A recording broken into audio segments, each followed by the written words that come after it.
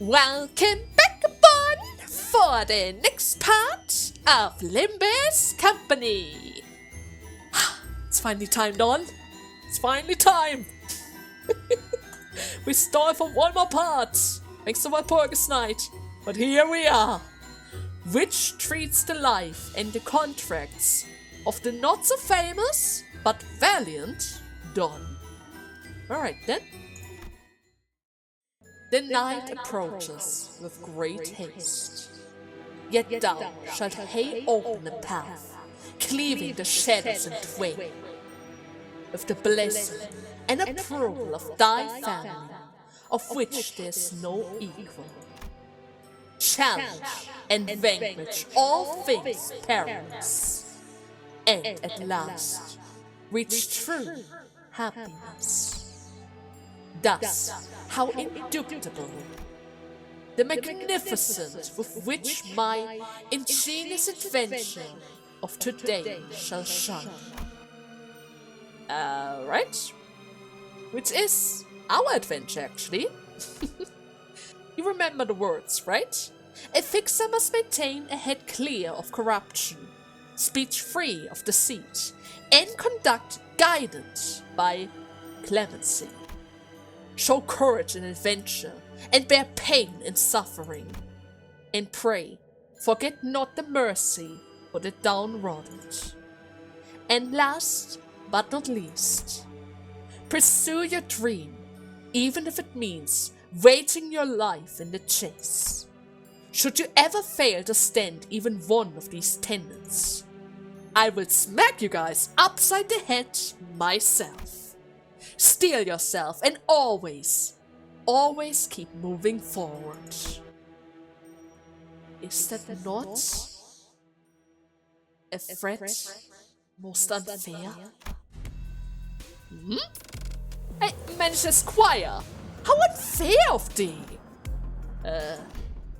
Most unfair, I say! Okay, what is it this time? For once I had believed that was my time to shine! Much did I wish to be the one to pull off the final flourish in this deserved splendor! That was my chance to mark my name in the newspaper! Oh no! I'm sorry, Don. Returning to Peacock's warp train station seems to always remind Don of our last misadventure. She would repeat the exact same complaint a few times by now. Oh, wherefore dost thou make an expression such of great adornness, Manager Squire? I don't even have an expression, Don. Let alone even a face. How untruth, dost thou not see? All things blessed with existence have a heart, even the little critters, and indeed, even the blades of grass, which most people bother not to linger even a fleeting thought upon. Forsooth, an existence of the heart necessitates an expression. Wouldn't thou not say so? That is to say, we mustn't let the strength of the body be the scale with which we judge one's measure. Thus preserves, let only thy unbearable heart be the tool with which thou dispensest justice. Hark, hark! My god, I almost forgot how difficult it is to read Dawn. Right, out of it. Who encouraged the last this time? Hearken unto me, Mr. Squire! Some time ago, in the frightened car of the warp train. Right. Dawn. Hey, can you hear me? Say something. Dawn regarded me silently. No, that's some eldritch being, who I can't help but wish is Dawn, gazing at me. She opened her mouth. My instinct is screaming at me not to listen to her, but... Dawn? Has the ended? Huh? No. I don't think it's ended. What? Is that so? What's an answer to me? I beseech you. I don't know if I gave her the right answer. My answer was an almost instinctual relay of a thought that manifested in my head. Dawn closed her eyes upon hearing my reply, as though drifting away into a gentle, pleasant dream. And I carefully slipped a ragged pair of running shoes that she calls Riconante onto her feet. And I make a silent wish. Let her blood-red eyes never, ever open again. Arrived! Have I arrived? I mean, we? Oh, yay! What devil is this? We've had it, the villainous blood fiend is gone! Dawn? This thou strikes down the cur? I mean, we kinda did. Okay, back to the present. I kinda feel like we all missed out on something really cool. Wish I was there with Faust and Dante when it all went down to see how you guys managed to kill that guy, you know? He was kind of invisible with the infinite regeneration. Let's not leave a certain someone out of the story, She was there as well, though she embarrassingly passed out like a coward in front of the blood fiend. The shame of Limbus company, I would say. SOLC. Pathetic. Oh, come on. We all passed out too, right? Didn't we? I suppose I should have been there to take the reins of the sinners. I mean, you are our right-hand woman, Otis. You that scared of the blood fiend, Dawn? That's okay. I understand how you feel. Ho! A true hero stands still and calm, unmoving in the face of such base mockery. I agree, Rudia. I do feel like we missed out on something big. Because when we got there in the aftermath, all we saw was a very confused looking Dante standing over the blood fiend's exploded, melted parts. I was standing confused, was I? Forsooth, why didn't thou has not wakened me? I would have even forgiven thee for slapping my cheeks upside down and... So what actually happened in there? I already told you guys earlier, didn't I? Wait, you just trained off with that's, you know, until we changed the subject. What are you even talking about? Executive manager? Perhaps you were in a similar state of explosive delirium to the one you experienced earlier. I'm referring to the time when your head burst into flames. The origin of sins, right? I remember that. No, it's something else. Otis began glaring at me, warily, as though my clock head was about to explode at any moment. That didn't happen. Well, if you won't talk, then I turn to Miss Faust, our second eyewitness. Can I get some statement from you, ma'am? Rhodia asked confidently, still in the mood of playing detective. Faust doesn't have any information that she deems necessary to share at the moment. Gotcha. Alright, right back to you, Dante, the witness. Listen up, I have an important announcement to make, so pay close attention. I have no idea if it was coincidence or not, but Virtual stepped in at just the right moment to divert the sinners away from me. As you are all well aware, we have been contacted by P-Corp to work on a case here. I suppose we've done the song and dance enough time for you to know what's coming next. Right, I suppose we're having a scuffle, a song and a dance, and whatever the higher-ups toss us once with the distortion or abnormalities or whatever you have. Did I get that right? Is this a quest that lets us lay claim upon another gold barrow in our hands? Is it not? Dawn replies, brimming with excitement. Yes, well, if the two of you are able to catch on that quickly, then I don't suppose any further elaboration is really necessary. However, this operation will be somewhat... No, let me correct myself. This operation will be drastically different from anything you have done so far. It may be one of your most bothersome missions. Ah, well, when hasn't it been like that? I guess it would be pretty bothersome to have a tag along with a group that's 2-3 times larger than our own, though. But the sinner situation appears to be growing sharper by the day. Oh, wait, are we actually? You know what? I think I'm just going to keep the guesses to myself from now on. It's not something that can be negotiated. Well, isn't it better to join a group 3 times your size rather than the opposite? Will this be a joint operation then? Who will be working with us? Can't say I have the fondest memories of, joint operations. Memories of pain, if you will. Our mission at K-Corp was our first and last experience with a joint operation. I still vividly remember watching Masol's arm fly off, smacking against a pillar and squelching onto the floor.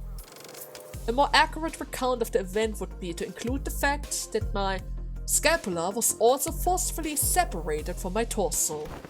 Can't we just keep this between us? The other guys will just get in our way and screw everything up again. I can't believe that I'm saying this, but I strongly agree with that one. How presumptuous of you all. You do well to remember that you are not the only team coming into this operation harboring such arrogant thoughts. This contract is, after all, an open contract posed by the Hana Association, the association overlooking the operation of fixers. Virgil stopped himself, noticing an ominous aura from one of the sinner. The top dogs! The Hana Association! Oh my god! There stood Don, particularly vibrating with excitement. Someone get Don at the earliest convenience. Allow me. Oh, this, come on! This is my time to shine! Anyways, this means that our colleagues joining this operation won't be any ragtag bands of fixers from some alleyway office no one even heard of.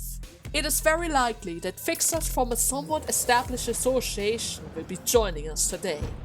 Oh my god! It's a day! It is a day! Come on, stop wiggling your lips! I'm so glad that Otis was here to stop Dawn from exploding into joy. Because if she hadn't, we would be drawing the attention of every single person in a sizable radius around us. Right, so what kind of monster are we dealing with this time? More than that, how do they want it done? You're talking like some shady backstreet fixers. Virgil looked up just as Heathcliff asked this question. Further details will be shared by our client, who graces us with a timely arrival. Oh my god. Ah, shoot! We need to wait for the second chapter. In which is explored Limbus Company's not exactly first alliance with a which wing? P-Wing? Perchance? I thought we would get one of the Hana associations, but I can already see the P. Alright then. So she's the one we were supposed to meet here at the station. My, what an honor this is to meet the Red Gaze himself in the flesh. Everyone, I'm pleased to meet you all. I'm Cesara, head manager of P Corp, Archival Department. Archival Department? So are you some kind of bookkeeper then? Bookkeeper? In a manner of speaking, yes. It is a rather significant department within P Corp, regardless of how other wings treat their own archivist. If a bigwig like the head manager for such an important department is here to see us herself, then, boy, I guess we really are putting our names out there then. Not an entirely incorrect assumption. I did hear some things about you and Limbus Company through the words of mouth. What was it again? Ah yes, a medium-sized enterprise with the employees gladly braving death to see a contract to its end. All just to obtain these golden burrows? Well, that's true, I guess, but hey, she actually makes us sound pretty impressive, huh? Forsooth! I and my dearest compatriots have vanquished countless evil for all kinds of hardship and deadly foes. Brave death indeed! The other sinners were more confused than impressed by her description, but it was clear for Dawn's particular twinkling eyes that she was immediately infatuated by it. We did receive a brief of this contract, a particularly stubborn urban nightmare case, which all kinds of fixers have failed to rout despite their repeated attempts. Correct. I doubt it's customary for the head manager of an entire department to greet every no-name fixer office looking to make a name for themselves. Correct again. And seeing how you've gone to the lengths to privately deliver this particular contract to our hands, this isn't a simple urban nightmare education contract, is it? I sense that your expectation of us exceeds beyond simply defeating it. There must be a particular task that you're expecting us to brave death for, given your emphasis on that. What an odd feeling. I wasn't going to hide it from you anyways, but it feels as though you're reading me like an open book. Okay, so whatever happens next is really dangerous. We stare in dumbfounded silence as Virtuos effortlessly cut through the hoops to get to the core of the contract. Yes, your people were quite blunt about this when you contacted us first, that there's this golden burrow somewhere near our eradicated target. I was so astonished when I picked up that call. Your people refused to answer our questions, refused to tell us what those golden burrows are in the first place, and insisted that we let your people inside the zone to confirm the exact coordinations. I almost thought it was a prank call or something. I believe we also made an offer that you just couldn't refuse. I don't know if it's a particularly versatile agent or a very proactive intelligence department, but the corporation has some serious intel gathering capabilities. Cesara lets out a deep sigh and leans against the wall, her shoulders slumping slightly. So what exactly are we eradicating this time? Given that we have hopeful fixer growing up to join the mission, what, isn't an escaped abnormality wreaking havoc somewhere like last time, or is it a distortion? Because if it isn't distortion, Cesar wordlessly stares at Ishmael as she began to rapidly fire her list of questions. Oh, right, forgot to explain. So abnormalities and distortions are kind of like monsters that may look similar at first glance, but they're completely different. If our only problem was just another monster to deal with. Something had caught my eyes immediately after we arrived at this place. The missing person flyers. Countless flyers, each in search of a different person, were taped to the pillar inside of the station. Looks like people from P-Corp are randomly going missing in a non-discernible age and gender pattern. Cesar realized that we were staring at a wall of missing person flyers and began. As you can see, the flyers are all old, faded and tattered to the point where the papers are starting to peel off, which means that none of them have returned home safely. So we're not dealing with an entity then. Is it a phenomenon? The land where the happiness smiles blooms. The amusement park of fable and legends. La Mancha Land. La Mancha Land? More than several dozen people have been reported missing, but the real number is likely much higher than that. Most of the guests who visit La Mancha Land, which mysteriously materialized 2 months ago at the back street of P-Corp, are still trapped within. Materialized? Like the library? So they've gone missing, thou said. Yet how can that be? This is against the nature of an amusement park to be so full of horror and not joy. I simply do not have enough manpower under my authority to deal with this. It was designated an urban plague 3 days ago after the first appearance, and now it's been escalating to an urban nightmare. Curious, if it is a mere urban nightmare and not even a star of the city, then shouldn't P-Corp be able to handle, rather easily handle it on your own?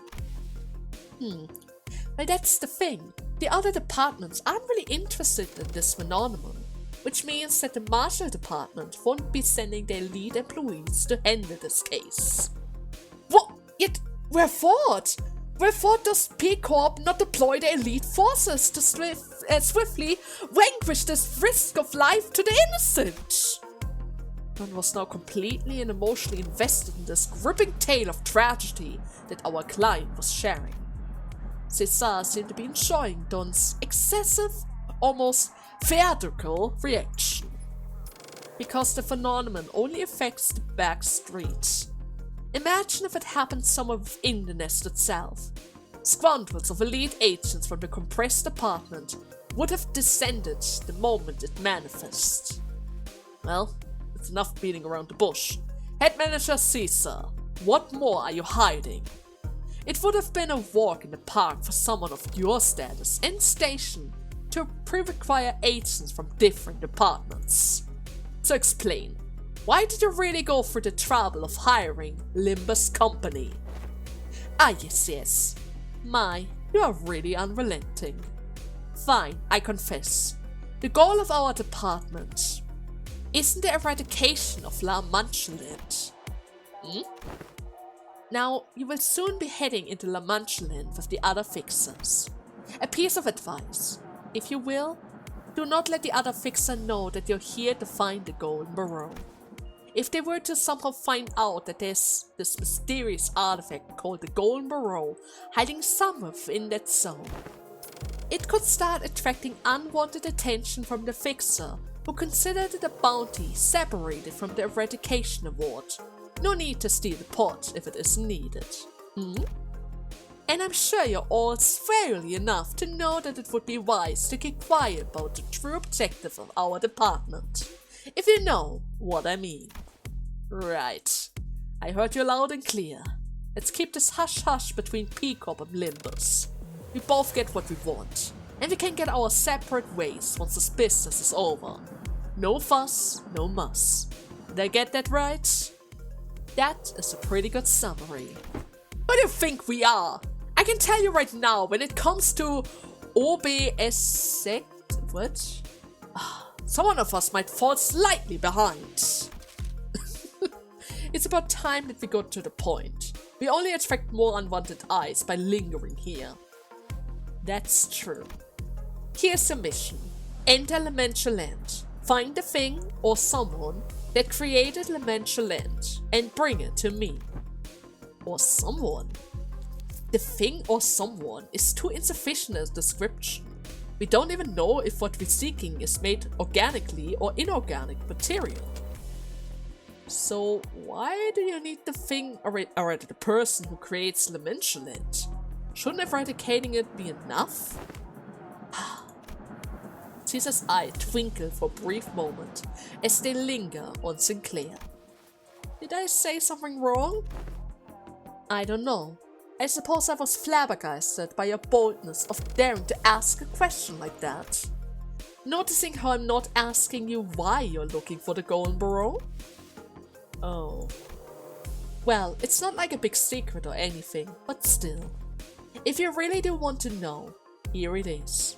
I just want whoever or whatever is behind this case to be held responsible for the damage that they have caused. Responsible? Oh, forsooth! A villain as hell committed such wicked atrocity deserves a punishment! Most fitting! And as a little bonus, I get to put some achievement under my belt to give my department a little push to rise above the others. I could use some promotions right about now, you know? I see.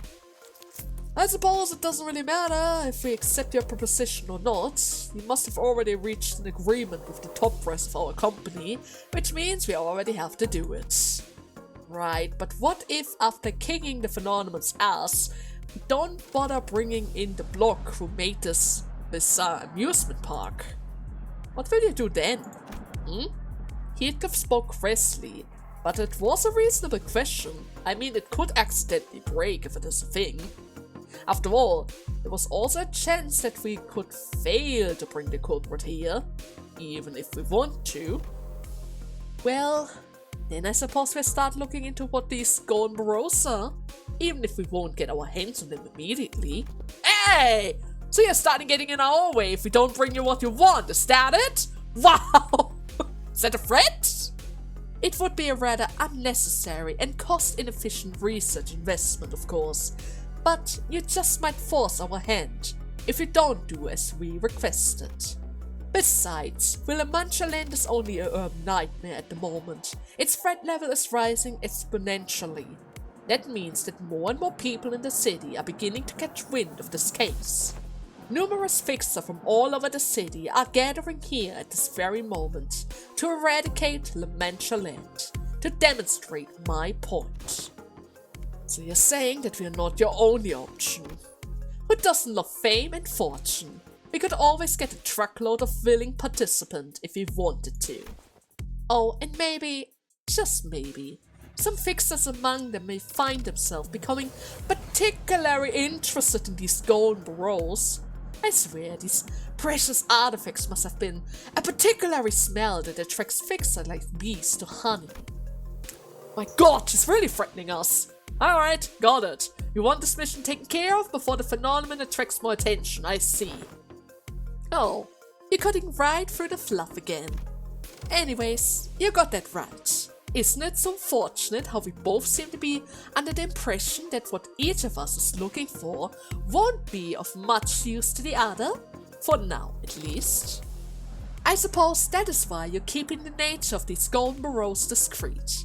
And that is why we are keeping it on the down low about what created Limbus Land. Agreed. The more eyes observe an info, the less value it has. Like a run-of-the-mile mass production product. Of course, it's our work talk. I got excited for a second, thinking we're about to get some nice souvenirs. We have very high expectations for every single one of you guys. After all, you're all willing to die for this, aren't you? She keeps saying that! This is what every single one of our contacts has been like. Our stability and safety go out the window the moment the mission begins in earnest. We share nothing but our cold goals and objective, not exchanging anything deeper than the shallowest transactions. I would grow to accept this as an inevitability, but I do know that this is probably not the right way. Amidst the dull and resigned eyes of the other sinner, Don's eyes alone burned with a passionate fire. Thou mayest put thy faith in us, head manager Cesara. I, Don, and my compatriots here at Limbus Company shall put an end to the trembling reins of this Limbus Land and rescue every single victim it had claimed. And mark my words, we shall pinch this vile rascal who created Limbus Land by the collar and present him before thee. Pretty, smite them with the hammer of justice in everyone's stead. Oh my, you certainly know how to inspire confidence. That's more than I could say for the vast majority of fixer that I have known. I, Don, shall battle valiantly and honorably. Thus shall my name be forever etched in the halls of Peacock. Seriously?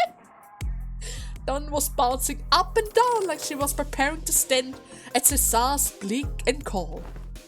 Oh, please stop. This woman certainly wastes no time figuring out how to turn her into putty in her hands. Really ain't that difficult to see how that last works, to be fair. Well then, shall we get a move on? Let us depart! Lead the way, Lady Cesara! Oh, I'm sorry. Sadly, I can't go there with you. Please head to the location marked on this piece of paper.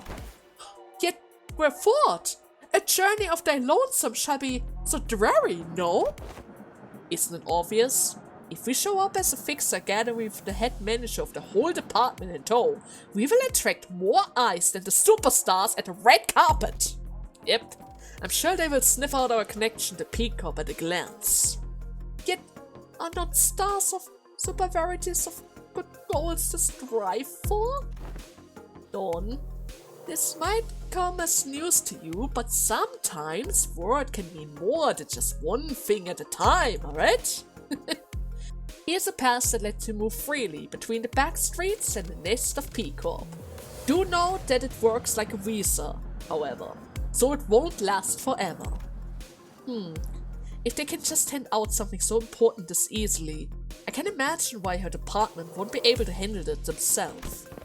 Sinclair was still quite suspicious, but its small doubt was practically buried in the brief commotion that follows as sinners gathered in front of Cesara to receive their visa. Yeah, she might be up to something. I wouldn't be surprised to see a wing use us for their own gains again. They love to do that after all. And it seems like we're already there, where the sinners are accepted and respected by Fixer in ways of the city. Are we going to confront the Fixers right away? Well, seems like it. We already have the first battle ahead. Alright then. Yeah, I still have the pre-requirement of the Dawn ordeal, or rather the Noon ordeal. Okay, I think with this we're ready to go. Every element has been acquired, and I can bring my Mersault. Alright then, gang, let's march out! Cesara direction led us to an empty lot in the back streets. The hell is this now? This ain't like the tight alleyway of the back streets that I know. Huh, what is this huge empty lot doing here? Right? Weird. It's rare to see this much real estate go unused in the back streets. There are a bunch of banners hanging by the building for some reasons too. Miss Faust and I will converse with the person in charge. The rest of you, assess the situation in the meantime. Don't start any Don't start too much trouble until we return, because there's no way you will stay completely out of trouble. Oh, thou mayest place thy fate in us! He gives someone the slim hope that we won't get into any trouble without him. Well then, let's see what we're working with here. The empty lot was surrounded by all kinds of warning signs and permeated tapes, deterring anyone from haphazardly wandering inside. And when we reached out to grab the tapes to duck under them... Dude! Hey dude! Alright. A voice rang out, stopping us in our tracks. Yeah? I mean, what? Who the heck? Alright, I'll be nice since it doesn't seem like you guys know what you're walking into. This place is off limit, okay? Off limit!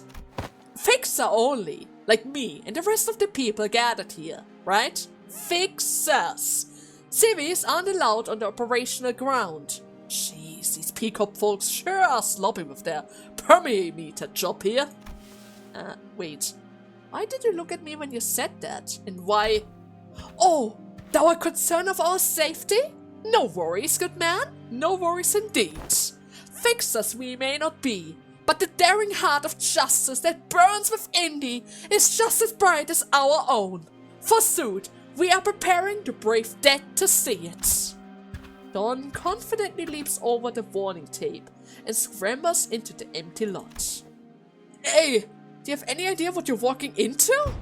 Hark! We've arrived here on the contract just as you! The contract for the eradication of La Mancha land. You could particularly hear everyone in the empty lot turning around to look at us. The look on their eyes could hardly be described as friendly. In fact, their alarm at our arrival was palpable. That is when one of the fixers, wielding a massive weapon, was trotting in our direction. Who the heck? So, you're here for the hunt, you twerps. Oh man, silly me, I forgot to do maintenance for my weapon, you know? don't have time for this. I guess I just go take care of that now. Bye-bye. Uh-huh. The obnoxious guy, who was clearly way over his head, hurried away when a giant of a fixer stormed his way into the conversation. And the other fixers shook their head as though they knew what was about to happen. You're clearly not fixer from an association. Obviously not anyone from an office of even passing renounce. How many more of these small-time freeloaders are we going to take on? Accept any more of them, and we end up having to split an arm of that reward money between us. We're already getting these bloody toaster raring for a fight, huh? Emblem on their garb. Pattern says Fang Hunt Office. Yet, to hunt Fang has to mean you even seen one of them in person before. Seen what? Blood feet. Blood fiends? Wait, we're dealing with blood fiends in this contract? We were not informed of any blood fiends involvement in this contract. Would you look at that? Know-nothing amateurs, all of them! It makes my blood boil to watch idiots like you rushing to nab a contract just because of the promise of some cash and fame. Not only do you get in the way of the hunt, but you also really spoil the fun of this activity. Say what? What's so wrong with keeping your eyes on the money? Oh yeah? I don't think they're here just for the contract's rewards. Yes. This case seemed to hold a special meaning for them. Fools driven by their greed are much more troublesome to deal with than simpletons motivated by money. I refuse to take part in operation alongside these idiots who don't even know what it's like to deal with blood fiends. Shut up! We already beat one before! As much as I would like to avoid entertaining you amateurs, I'll admit that curiosity has gotten the better of me. So, what did you just say to me? Oh no! There he goes! Shut the fuck up, you arrogant son of a... Okay. It was just... Shut the flappy hole, ugly. Okay, I guess Sinclair's getting a little bit heated there. Oh. Alright. Looks like you let a bit of your personal feeling bleed into that interpretation, huh? But yours wasn't half bad. Anyways, this is our first Bloodfiend contract, you know? It may not be much, but we've dealt with them before. We don't deserve to get talked down by you like that. None of us do. At least when it comes to fighting. Well, that's a great comeback. And I'm docking a few points for that hesitation there. So this ain't your first rodeo then, huh? Then show me what you've got. Let's see if you're all talk or if you're real hunters, ready for the real deal. Hey, mate, are we really doing this? Here? Before we even set in there? I'm telling you, we've got a mission and everything. Oh, please don't be a baby. I heard you just enough to send you home crying. Will a broken arm and a leg convince you? You have fingers on your train home. I'd say an arm and a leg are much more acceptable losses than getting your blood brutally drained by a blood fiend. Are we really about to fight her? Oh god, Virgilus is gonna hate this. He's gonna hate this! Alright, the prideful Fang Hunter office. You guys have rapture? Ah yes, I was waiting for this. This whole, I'm gonna say it right now. I already said it before. We are going to have a lot of rapture ideas in the future, very very soon. Because we've already witnessed sinking, bleeding, tremor and everything. It is time to get more rapture around here. And those guys are starting out greatly. Right from the start. Alright. Okay, first and foremost the slam with a power of 10. A little bit of rapture count, deals more damage for every rapture count. 2 rapture count, defensive level down. Alright. Inflict 1 rapture count, inflict HP down. If the target has 5 plus rapture, inflict a 1 HP healing down as well. And let me guess, this is going to stop us from healing ourselves. HP healed by passive, skill effect or coin effect decreases property to the max value of this effect. They can be lowered to 5. Alright, that doesn't really seem so bad. Has a power of 14. Crushed wounds. If the target has 3 rapture count, base power increase. Alright, more power, more healing reduction. Okay, so those guys are specialized in stopping us from healing, which makes sense since they are actually going for blood fiends. Stopping their recovery is certainly going to be quite handy for them. Technically speaking, it has the power of 12, 16, so I need to be a bit worried about it, but as long as I block most of the hits, I'm pretty safe from their passives. If this unit has bleed, lose 2 bleed. Does not drop below 1. And they have a passive on their guard dice that protects them from bleed itself. It is also really handy to have around blood fiends. Those guys seem to be pros. If the target is a blood fiend or blood bag, deal 10% damage. When hitting an enemy with an attack skill, 10% a chance to inflict 2 rapture count. On skill use, if the target has 10 rapture, deal 30% more damage instead of inflicting rapture with unit skill. And then turn end. If this unit has bleed, lose 1 bleed count. If panic, reset SP back to 0. Alright, are those guys pretty much the same? Rapture down.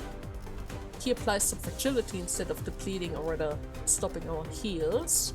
But everything else seems to be pretty much the same.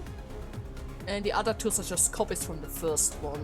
Alright, that doesn't really seem so bad. I can just safely attack into this, right? Yeah, there's no really an effect on us. It just stops us on bleed. Which means I can give you some rapture myself. On all occasions. Let's go for the weak attacks first. I need the charges around here. Okay, I should be able to break through the guard just fine. Perfect job. Next round we have some pierce weaknesses. Oh god, Honglu, did you lose a clash or was he too fast? I mean, it could happen either way. Let's go for the weak attack again. 14 is strong enough. 16 is a bit of a gamble. I need the SP. 17 is good enough. 42 is fine. And we are going to go... I could go for the stronger move. But... yeah, 21 is fine enough. It should reach the stagger bar just fine. As long as everyone is winning their clashes, that kind of depends on everyone winning their clashes. But in general, they should technically be fine. There we go. Good job, Gregor! Good job! 50% in one go! And I'm pretty sure I don't need to worry about Faust. Yep, Faust is a beast. The dual wielding is just a straight powerhouse, right? Can't really do anything wrong with that. Let's go for the strong moves now. 20, 20, 35 is good enough. And I'm gonna save the strong move for the next round, just in case. Who knows how many waves they have around here. Actually speaking, I should have probably checked beforehand. I think it only said 1, but I'm not entirely sure. Come on, Faust. There we go. One person has retreated. And there's no wave. They just have 9 allies. Okay, so this is another one of those chain battle thingies. I see, I guess that's fine. Good to see that they have multiple copies of their own guys. Makes sense, especially since that person had his own portrait, which means he should be unique, but not really. Not really in that context. 2 is good enough. I don't need to go for the strong move yet. Come on, Dawn. Do not lose. You need to get the SP. Actually speaking, seeing how all of them have a passive against blood fiends, I'm a little bit worried that it might get triggered if you get hit by them. Technically speaking, you are a blood fiend as well. Even though you don't really know it yet. Or the others. Technically speaking, I'm pretty sure that passers should be able to detect that feature on you. So we need to be relatively careful about that. Right? Okay, do we get another stagger? Yeah? Yes. Good job. Good job, Massault. Let's go for 17. How about an AoE effect? This is fine, this is fine. But we need to go for the stronger move. This one consumes. I should go for the charger then instead.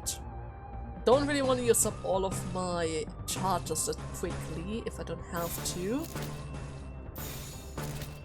And a light tap, just for the finishing touch. So that should certainly stagger them. Certainly. And if they by any kind of miracle survive, they are certainly going to get some minus rolls very soon. Thanks to his slight sinking support, right?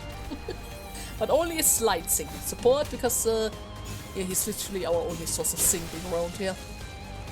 But I guess that's fine. It's not really necessary. We just need to win our clashes and then they lose their sanity quite regularly. Oh my god, 126! She's so fucking strong! God! Oh, damn it! And that guy's crazy! 5 more points and he would go absolutely mad. Well, it is unless he died. Are you different now? Since you're the last of them? Not really. That's too bad. This is going to hurt quite badly in a couple of seconds. I'm really sorry about it, but it kind of has to happen. Okay, and this time around we're actually going to go for the strong move. Yeah, there's no way he's gonna survive this. No way. This thing is not gonna lose. He might not have one of the strongest coins around here, but when it comes to clashing and paralyzing our enemies, he's one of our aces, right? He's one of our aces. Alright, staggered. There's no way he will survive it. 6 points! Oh god, he's getting killed by the Blood Fiend himself! Good job, Don! Good job! Alright then. Have they come down? Do we need to fight again? Kind of hard to tell. Seems like there's another battle waiting for us. Of what befell our company upon our department from the Red Gaze's hands? It kind of feels like they're going to attack us again. They are always relentless once they start attacking us with random stuff. Alright then. I think I have the time to do this, right? Maybe. I might go a little bit overboard, but I can certainly squeeze one more part in here. Yeah, I'm just doing it. I'm just doing it. For the sake of it. I mean, if this is pretty much the same as before, at the very least I can skip this in order to have even more time to squeeze it in. Oh wait, actually speaking, I can showcase a new Aegor that we got in the last part, during the last Walpurgis night. I got the doggo for Dawn! We have more doggos in our team! The electric wolf thingy! And she looks so cool with it! Now I know it gives charge, and we don't really have a charge ID for Dawn, but maybe at some point it comes in handy. Nevertheless, it certainly looks kinda cute. There we go! Not so bad. It's actually really, really nice of them to just swap the enemies in like this.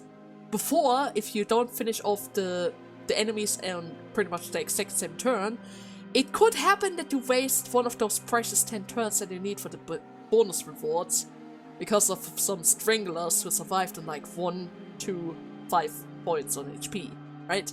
Sometimes the battles are relatively close, and that always kind of infuriated me. Back then, when it happened. Didn't happen that often, but when it happened, and I got really unlucky, well, it was kind of messed up. Now then, your transformations, I must say, I haven't seen anything like it before. I guess that's enough demonstration for you, you twit. Fine, I'll admit, you've got some skills. Oh, you're not half bad. We always welcome cooperation with fellow fixers who can carry their own weight. Hey, I recognize you. I saw you guys busily shedding away back at the warp train station. My name is Romero, by the way. You saw us at this. Oh no. You just sat there and watched as your men were out here fighting? Yeah, but the fighting was already underway when I got here, and I doubt I would have been able to talk them out of it. Besides, I had a feeling that you guys could hold your own against my mans. You're the boss. So please allow me to ask you for your understanding. They are not bad people. They're just on edge. Anyone would have been after what they've gone through in their struggle against the blood fiends. Oh, you have my understanding. Hunting entities such as those who lie beyond the keen must plant seeds of doubt in many of the heart of man. Right. And I do agree with them, at least partially. The bar set by P-Corp and the Hunter Association for fixers is particularly in this contract is shockingly low and indiscriminate. So, if it were up to me, I would have set a more strict set for conditions. His friendly smile faltered slightly as he gestured around the empty lot. Look around, over there at the common tent. Just one look at who we're working with, and I'm sure it will become plenty clear that they don't know what they're walking into. They should have hired only the professionals to take on this contract. I mean, that is still an urban nightmare. Around the common tent. We all simultaneously turned to look at the large, noisy tent. Oh my god! He has a selfie stick! The heck? Wow, chat, is this for real?